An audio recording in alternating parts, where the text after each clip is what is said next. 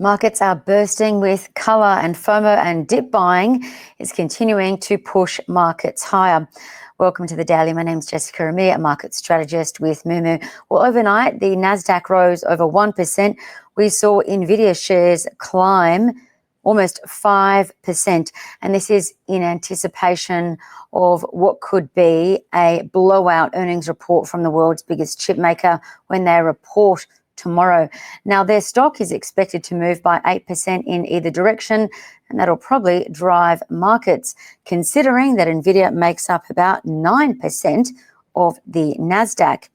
As for other stock moves overnight, Tesla shares were a standout as well. They rose 2%, boosting Elon Musk's wealth by almost $13 billion in a single day. Now, that's, of course, in anticipation of Elon Musk remaining front and center ahead of SpaceX launching their fourth flight for the year. Meanwhile, gold and palladium prices have surged because Russia's war against Ukraine has intensified. And down under, the Aussie share market hit its highest level in history yesterday, reaching 8,446 points. The market's now up 10.3% this year. And I'm expecting new records to be set for the remainder of the year and into next year. The ASX 200 is already outpacing typical November returns. It's up 2.6% so far this month. Now, this compares to the average 0.5% average gain for November.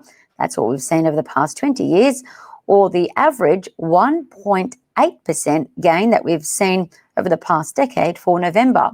So why could you expect higher levels ahead for the Aussie share market? Well, many reasons. Australia's economy is growing stronger than expected.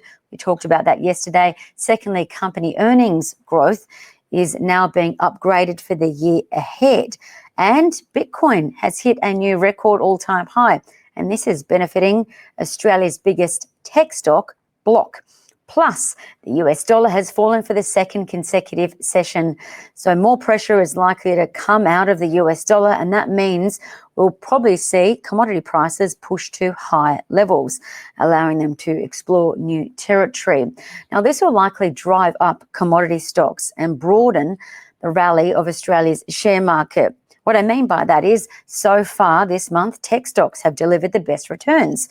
Shares of Block, Technology One and Megaport, they're up 20% this month. But now with copper, gold and iron ore prices rebounding from their lows, shares in Australia's biggest miners will probably start to rally up from here, and that supports the market moving to even higher levels. Finally, consider FOMO is real, just like the Santa rally has been in years that have gone by. We're entering what's traditionally the best period for the share market in terms of returns. Stocks generally rally from November to February, but I'd be expecting dip buying in Australia's biggest ETF. It goes by the ticker code of VAS, and that's what we're seeing on the screen now. So I'd be expecting buying in this ETF to pick up because Australia's share market is probably going to explore higher levels. That said, there's always risk of a pullback in markets.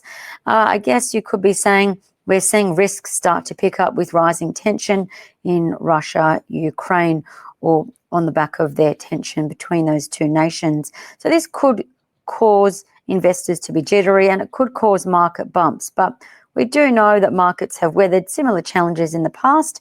This time shouldn't be any different. That being said, I do think that buying will continue to pick up in the safe haven of gold. So keep your eye on gold stocks, and this ETF that we've got on the screen, that's the world's biggest holder of gold and the world's biggest gold ETF, GLD. And there's plenty to consider for you for the daily. See you tomorrow.